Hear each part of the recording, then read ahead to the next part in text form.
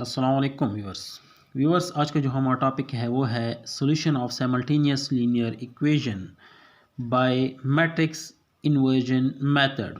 ठीक है ना। हमने क्या करना है कि साइमल्टेनियस लीनियर इक्वेशंस जो हैं उनका सॉल्यूशन हमने फाइंड करना है मैट्रिक्स इन्वर्जन मेथड के थ्रू। तो सबसे पहले तो हमें ये पता होना चाहिए कि साइमल्टेनियस लीनियर इक्वेशन क्या होते हैं।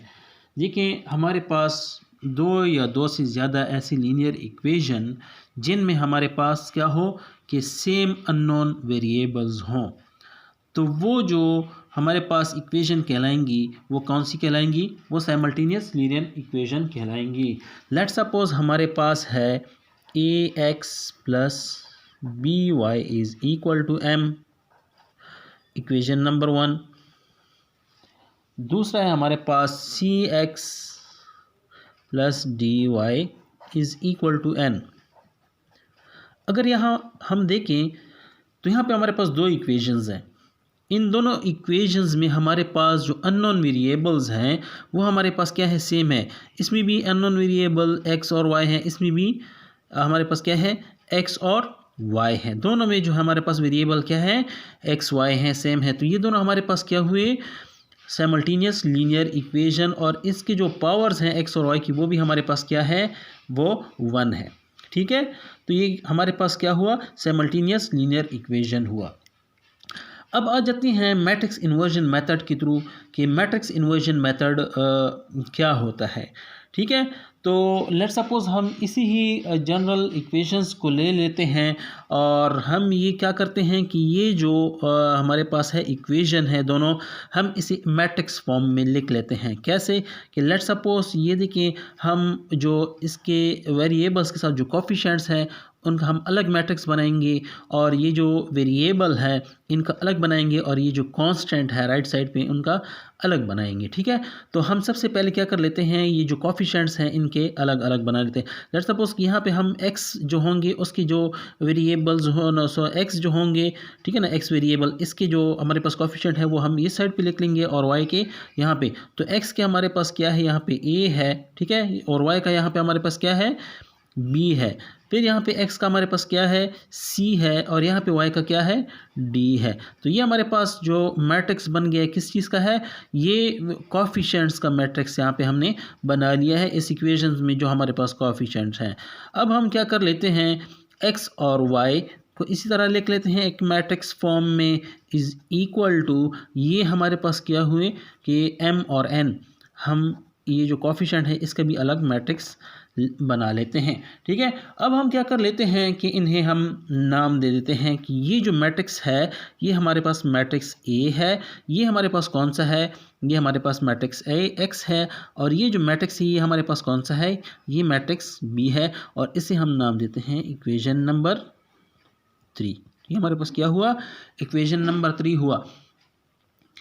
अब हम क्या करेंगे कि यहाँ से x और y की वैल्यू हम फाइंड करेंगे। तो x और y की वैल्यू जब हम फाइंड करेंगे तो हम ये जो मैट्रिक्स है ये इस साइड पे लेकर जाएंगे। ठीक है। तो इसका क्या तरीक़ाकार है कि हम यहाँ से a को ख़त्म करें और इस साइड पे लेके जाएं। तो मैट्रिक्स में हमेशा आप किस तरह इसे रिमूव करेंगे? इसका इन्वर्स लेंगे। किस चीज़ का? इस मैट्रिक्स का हम इन्वर्स लेंगे, इसके साथ मल्टीप्लाई करेंगे। तो a इन्वर्स देखिए, मैं लेफ़्ट साइड से इसके साथ मल्टीप्लाई कर रहा हूँ a इन्वर्स और a को, और यहाँ पे कौन सा है? x इज़ इक्वल टू, यहाँ पे लेफ़्ट साइड से मैं कर रहा हूँ तो b के साथ भी मैं लेफ़्ट साइड से ही मल्टीप्लाई करूँगा।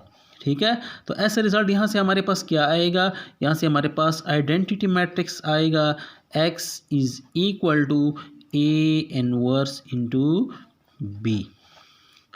अब यहाँ पे आइडेंटिटी मैट्रिक्स जिस मैट्रिक्स के साथ भी मल्टीप्लाई होगा तो ऐसे रिजल्ट वही मैट्रिक्स हमारे पास निकल आएगा। तो x is equal to a inverse into b।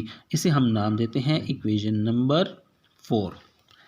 अब हम क्या करेंगे कि जब भी x और y की वैल्यू फाइंड करेंगे, यानी कि ये जो प्रोसेस करेंगे, तो इससे सबसे पहले हम क्या करेंगे, ये जो ए इन्वर्स जो है ना, इसमें हमारे पास डिटर्मिनेंट ऑफ ए है, ठीक है ना। तो हम सबसे पहले डिटर्मिनेंट ऑफ ए को फाइंड करेंगे, यानी कि ये जो ए इन्वर्स है ये हमारे पास किस चीज़ की इक्वल है, हमारे पास इक्वल है 1 by determinant of A adjoint of A, ठीक है।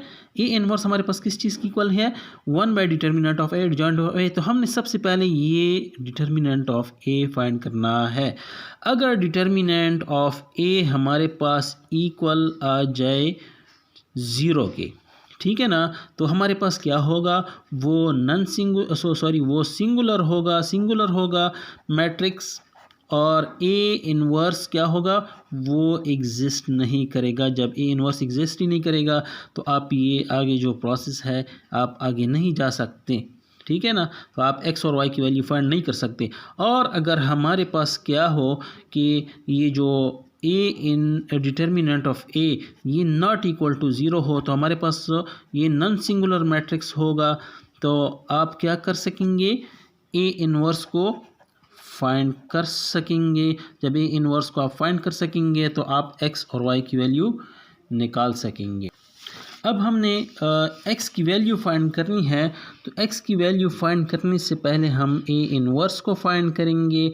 तो ए इन्वर्स हमारे पास क्या है, 1 by determinant of A adjoint of A, ठीक है। तो डिटर्मिनेंट ऑफ ए हमारे पास क्या है, यहाँ पे अगर हम देखें ए की वैल्यू हमारे पास क्या थी, ए की जो वैल्यू है हमारे पास वो है ए बी सी डी, ये वैल्यू है। जब हम यहाँ से डिटर्मिनेंट को फाइंड करेंगे तो क्या होगा, ए डी को आपस में मल्टीप्लाई करेंगे माइनस बी सी, ठीक है। और एडजॉइंट ऑफ ए को हम किस तरह फाइंड करेंगे, एडजॉइंट ऑफ ए को हम फाइंड करेंगे इनकी प्लेसेस जो हमारे पास है, ये जो डायगोनल है, मेन डायगोनल है, इनकी हम प्लेसेस चेंज करेंगे, और जो सेकेंडरी डायगोनल है इनकी हम साइन चेंज करेंगे, ठीक है। अभी हमारे पास एडजॉइंट ऑफ ए भी आ गया है, डिटर्मिनेंट ऑफ ए भी आ गया है। तो ये जो सारी वैल्यूज़ हैं हमारे पास, ये जो इक्वेशन था 1 by determinant of A adjoint of A into जो हमारे पास क्या था यहाँ पे, ये देखें बी है साथ ना, तो हम बी भी साथ इसमें मल्टीप्लाई करेंगे। तो ये वैल्यूज़ सारी की सारी हम इसकी जो मैट्रिक्स की वैल्यू है या हमारे पास ये डिटर्मिनेंट की वैल्यू, हम सारी की सारी वैल्यू पुट कर लेते हैं। तो 1 by डिटर्मिनेंट ऑफ ए हमारे पास क्या आ रहा है, a d minus b c, और यहाँ से हमारे पास एडजॉइंट ऑफ ए हमारे पास क्या आ रहा है, डी माइनस बी माइनस सी और ए, ठीक है। और बी मैट्रिक्स हमारे पास क्या था, एम एन, ये हमारे पास था। तो हम एम और एन की जो मैट्रिक्स है वो यहाँ पे लिख लेते हैं। अब हम सबसे पहले ये जो रो है कॉलम के साथ, ठीक है ना, एक ही रो है, एक ही कॉलम है, तो हम ये रो को एक ही दफ़ा इसके साथ में मल्टीप्लाई करेंगे, फिर सेकंड रो की तरफ आ जाएंगे, ठीक है। तो हम according to the rule a d minus b c, यहाँ से हमारे पास क्या आएगा, d m plus minus b, और यहाँ से एन, ठीक है। फिर यहाँ से हमारे पास क्या आएगा, minus c m plus a multiply by n, ये हो जाएगा। यहाँ से हमारे पास क्या आएगा, यहाँ से हमारे पास आएगा 1 by a d minus b c d m minus b n minus c m plus a n. अब हम क्या करेंगे, ये जब अंदर मल्टीप्लाई करेंगे तो इससे ऐसे रिज़ल्ट हमारे पास क्या आएगा, एक्स की वैल्यू हमारे पास जो आएगी d m minus b n by a d minus b c, ये हो गया। दूसरी जो हमारे पास है minus c m plus a n divided by a d minus b c. तो यहाँ से जो हमारे पास सॉल्यूशन सेट आया है, ये जो x है हमारे पास, यानी कि x की वैल्यू हमारे पास क्या आई है, वो है d m minus b n divided by a d minus b c, और y की वैल्यू हमारे पास क्या आई है, minus c m plus a n divided by a d minus b c. तो ये तो हमारे पास एक जनरल तरीका कि किस तरह हम समल्टेनियस इक्वेशन को मैट्रिक्स इन्वर्जन मेथड के थ्रू सॉल्व करेंगे। तो इंशाल्लाह नेक्स्ट वीडियो में हम जो है एक एग्जांपल को लेंगे और उसे हम मैट्रिक्स इन्वर्जन के मेथड के थ्रू सॉल्व करेंगे।